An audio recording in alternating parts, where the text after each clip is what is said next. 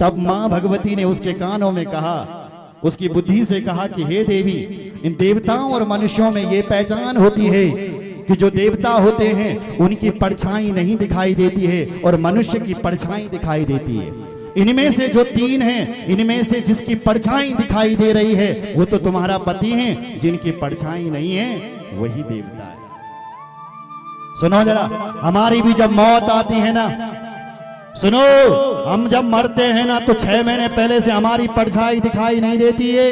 और तुम्हें यदि तुम्हारी परछाई दिखना बंद हो जाए तो समझ लेना कि हम 6 महीने के अंदर अब मरने वाले हैं, क्योंकि देवताओं की परछाई नहीं होती है। आज मां भगवती उसको ज्ञान करवाई है कि जिसकी परछाई होती है वो मनुष्य होता है और जिसकी परछाई नहीं होती वो देवता होते हैं। इनमें पहचान लो कि जिसकी परछाई है वो तुम्हारा पति है और जिस दोनों की जिसकी परछाई नहीं है वही देवता है, जिसकी परछाई नहीं है। दूसरी बात, मनुष्यों के चरण धरती पर लगते हैं और देवताओं के चरण धरती से टच नहीं होते, केवल ऊपर ही होते हैं। केवल दिखते हैं कि देवता खड़े हैं, लेकिन देवताओं के चरण धरती पर नहीं लगते हैं। इन तीनों में से देखो, जिसके चरण धरती से लगे हुए हैं वो तुम्हारे पति हैं और जिसके चरण धरती से ऊपर है वो देवता है, क्योंकि देवताओं के चरण धरती से नहीं लगते हैं। पहचान गई, इनमें से यही हमारा पति है जिसकी परछाई दिखाई दे रही है। ये 2 मेरे पति नहीं है जिनकी परछाई नहीं है। बोलो जय श्री राम। देवी भागवत की कथा है। कहने का भाव मेरा ये था कि अश्विनी कुमारों की उपासना करने से व्यक्ति की आयु बढ़ती है। बोलो जय श्री राम। अगर पृथ्वी की उपासना करें, व्यक्ति प्रतिष्ठा बढ़ानी है तो मां पृथ्वी की उपासना करे।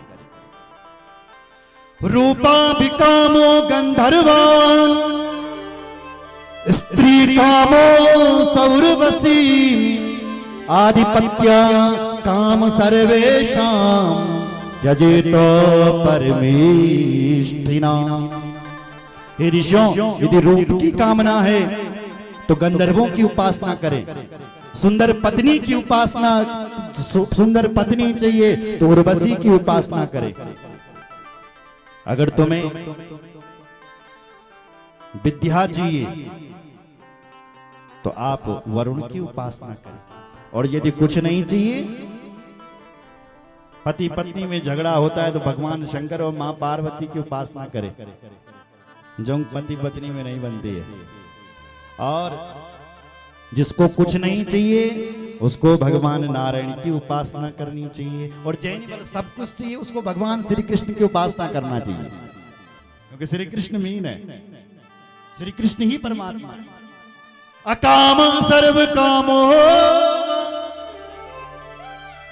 मोक्ष काम उदारधि तीव्रेण भक्ति योग